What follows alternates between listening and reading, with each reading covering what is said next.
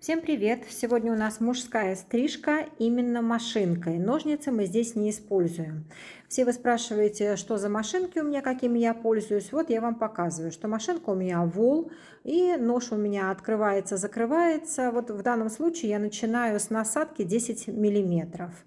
Я одеваю и открытый нож. То есть у меня получается в итоге не 10 миллиметров, а 13 миллиметров длина волос. И начинаем с теменной зоны. Аккуратно все мы с вами тщательно простригаем машинкой. Смотрите, когда у нас с вами одевается насадка, машинка тщательно уже не стрижет. То есть она может пропускать какие-то волосики, и у вас остаются антенки. Поэтому вы очень внимательно к этому отнеситесь. И, как видите, приходится по одному месту проскакивать несколько раз. Но это ничего, главное результат. Вы очень тщательно простригаете зону, смотрите со всех сторон и смотрите, главное, на форму головы, потому что форма головы у нас может быть скажем так, яйцевидная, там приплюснутая. Вы тоже это учитываете, и от этого мы с вами и берем именно насадку, сколько у нас она будет. Вот видите, я простригла в данный момент и показываю вам, что все-таки голова немножко на теменной зоне по самому центру вытянутая в форму яичка, да? Поэтому я беру насадку, свою эту же 10 миллиметров оставляю, закрываю нож. Значит, соответственно, у меня уменьшается длина. И простригаю опять же зону только по центру, как вы видели. Дальше мы переходим уже к следующему блоку, височно-боковому. В верхней части височно-бокового блока я одела насадку уже 6 миллиметров. У меня в данном случае закрытый нож. И здесь уже будьте аккуратны, чтобы мы с вами не заехали на предыдущую зону. Обязательно смотрите, как вы простригаете, чтобы опять же не было антеннок. Опять же учитывайте форму головы. У нас бывают и бугры, у нас бывают и впадины, поэтому вы обращайте на это внимание. У нас должно со стороны ровная идеальная линия получиться. Вот вы прорабатываете, как видите, сейчас верхнюю теменную, верхнюю затылочную зону. Все так же, так как у нас насадка, не забывайте. У нас, соответственно, плохо зачищается. И по одной и той же зоне приходится несколько раз двигаться. Поэтому вы все это смотрите, это и визуально будет видно, а главное у вас это вы смотрите через зеркало. Через зеркало все вот эти волосики, все эти антенки, какие остаются, все бугры обязательно будут видны. После этого вы закрываете нож, оставляете насадку ту, которая была, и мы с вами... Наоборот, открываете нож, простите, я оговорилась, и мы с вами уже прорабатываем линию стыка, где мы с вами стригли 10 миллиметровой насадкой и 6 миллиметровой. Вот здесь мы с вами открытым ножом, то есть у нас с вами здесь получается 9 миллиметров, мы соединяем, то есть зачищаем зону стыка предыдущего блока и блока, который мы только что простригли, то есть верхневисочного, верхнезатылочного блока. Также аккуратно, не зарезайте, потому что вы понимаете, что насадка у вас сейчас в данный момент имеет меньшую длину. И если вы заедете на теменную зону, у вас там станет коротко. Поэтому вы держите насадку, в общем, машинку под наклоном немного. Поэтому вы обязательно смотрите, как вы это все прорабатываете. Видите, я все смотрю, чтобы не заехать. Дальше мы переходим у вас с вами вместе к насадке уже 4,5 миллиметра. И у нас закрытый нож. Опять же прорабатываем зону ниже, то есть мы прорабатываем средневисочную, среднезатылочную зону открытым ножом. И опять же обратите внимание, как я держу машинку. Машинка у меня идет под наклоном. То есть с правой стороны я, как видите, прорабатываю правым углом машинки. С левой стороны буду прорабатывать левым углом машинки. Здесь у меня идет голова, как у всех, по кругу, поэтому обязательно смотрите, чтобы вы не заехали вот этой маленькой насадкой на предыдущую зону. То есть вы смотрите, чтобы у вас плавно все переходило.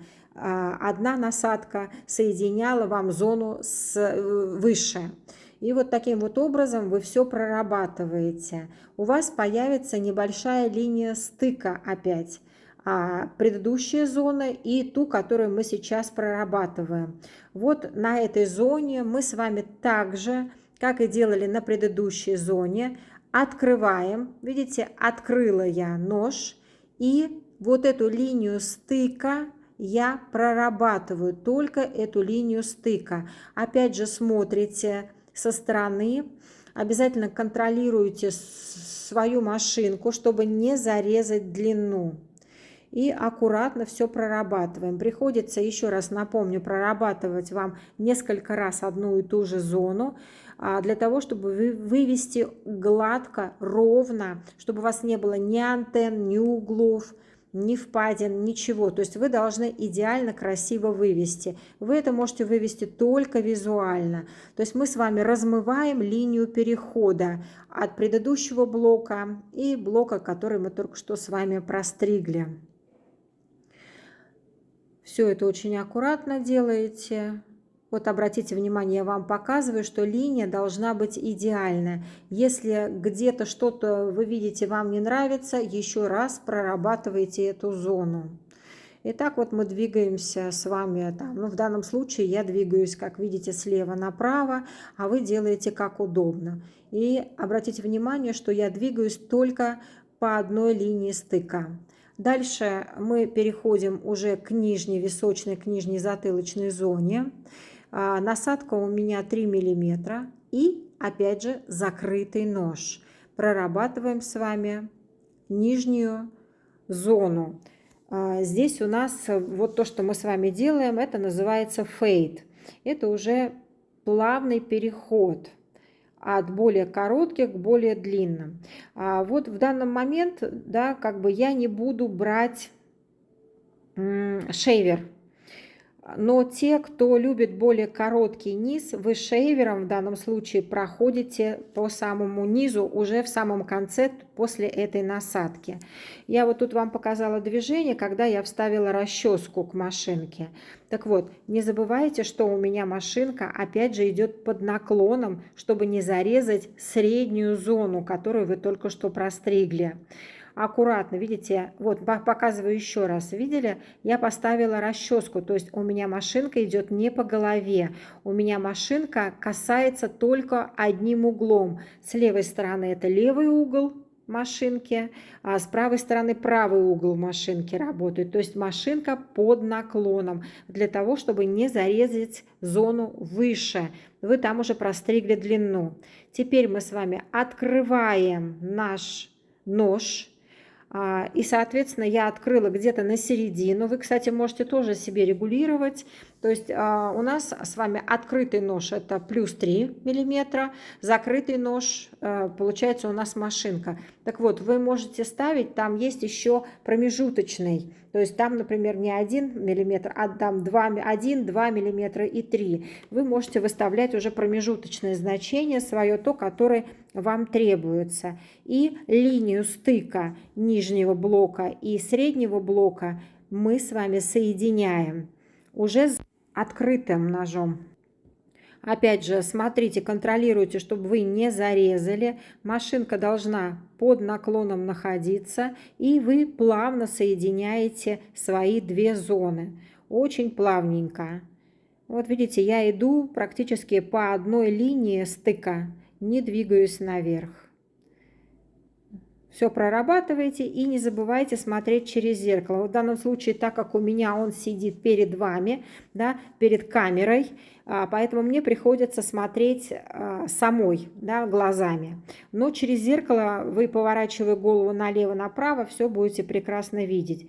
Так как очень щекотно, да, вы понимаете, что машинка у нас волосы стрижет, и волосы падают на лицо. Поэтому вы просто, когда очень щекотно, сдувайте иногда феном с лица клиента, чтобы он мог терпеть. А то он начнет дуть вам, и все волосы полетят в глаза, и вы тогда не сможете работать. Опять же, если у вашего клиента растут брови, вы должны обязательно их тоже подправить. Но вы не забывайте, что вы сначала должны спросить у него, надо ли это ему или нет. Потому что некоторые не разрешают ни уши подбривать, ни брови выстригать. Поэтому обязательно это делайте. Значит, в конце вы делаете, уже берете окантовочную машинку. Я вам показала, что у меня также машинка Wall. И делаете красивую окантовку, то есть красивую линию окантовки. Опять же, видите, ребром, да, то есть углом машинки я подчищаю для того, чтобы мне не зарезать длину. Ушко отворачиваете, чтобы оно не было, да, не мешалось вам. Где надо, подставляете расческу и подчищаем с вами, делаем окантовку. Вот видите, я веду расческу против роста волос, для того, чтобы мне свести в ноль. Но вот на этом этапе вы можете использовать шейвер, если вы хотите гладкий переход. То есть вместо окантовочной машинки берите шейвер. Тогда у меня не будет шейвера, я просто знаю, что он не носит, мой клиент. Вот настолько в ноль выбрито. Все-таки больше нравится свой естественный рост волос, да, и поэтому мы именно делаем окантовкой. И главное, сводите в ноль, видите, ставите расчесочку против и против роста ведете и зачищаете в ноль, вычищаете. Аккуратненько, видите, я делаю окантовку, не заезжаю на простриженный блок.